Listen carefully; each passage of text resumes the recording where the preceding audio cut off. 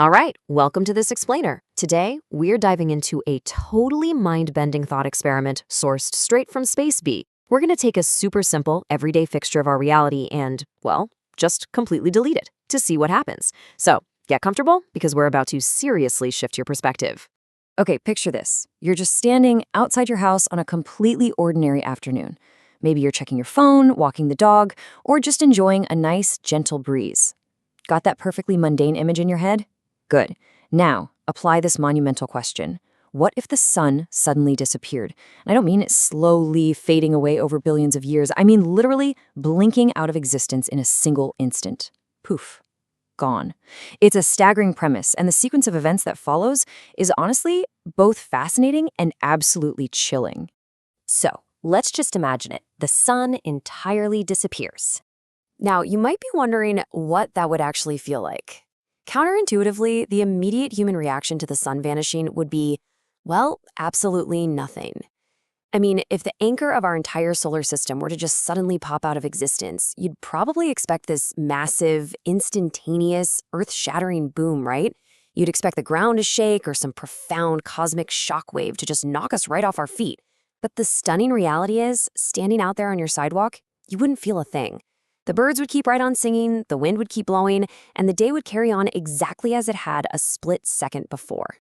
And that brings us to the really crazy part. The 8-minute illusion. The absolute crucial point here boils down to this specific measurement, 8 minutes and 20 seconds. That is the exact time it takes for sunlight to travel through the vacuum of space to reach Earth. So that light warming your face on a sunny day, it actually isn't happening right now. It's practically an echo from over 8 minutes ago.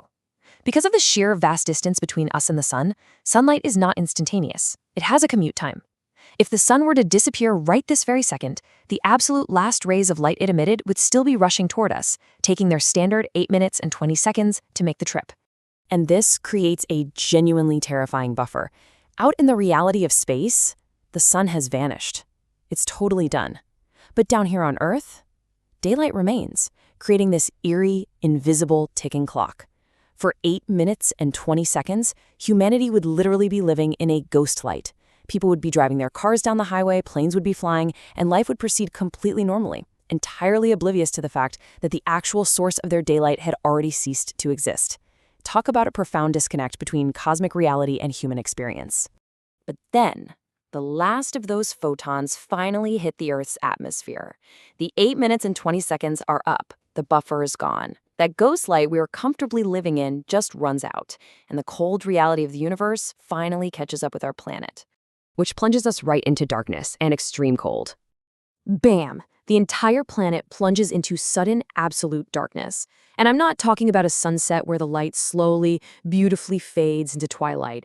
It is literally like someone flipped the universe's breaker switch in a windowless room. Midday instantly becomes pitch black.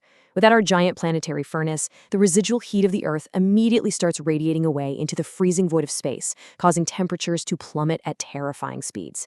And simultaneously, the biological engine of Earth just completely halts. No sunlight means plants immediately stop producing food, instantly severing the foundation of the entire global food chain. But wait, it actually gets worse. Let's look at the end of gravity. Stripped of the sun's immense gravitational pull, our planet is instantly unmoored. It shoots off in a straight line directly into the void of space. This is, as our source notes, the absolute most dangerous part of all of this.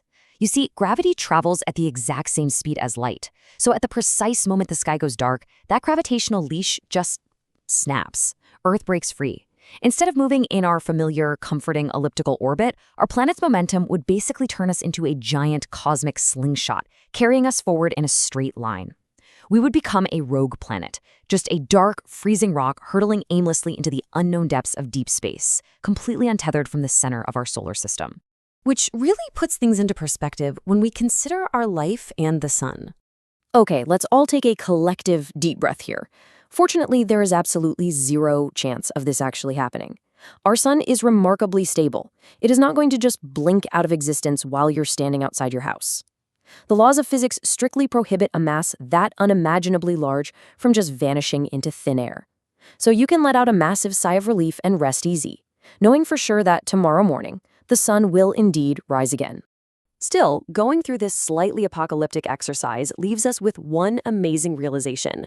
It is incredible to think how much our lives truly depend on the sun. It's just so easy to take it for granted, right? It's just always there, a reliable fixture in our sky.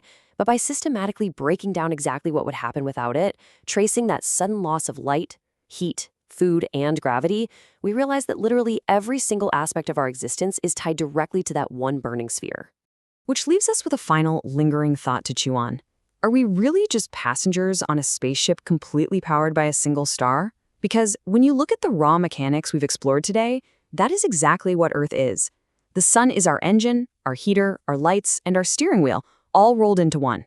Thank you so much for joining me for this explainer. Keep asking those big questions, and hey, go appreciate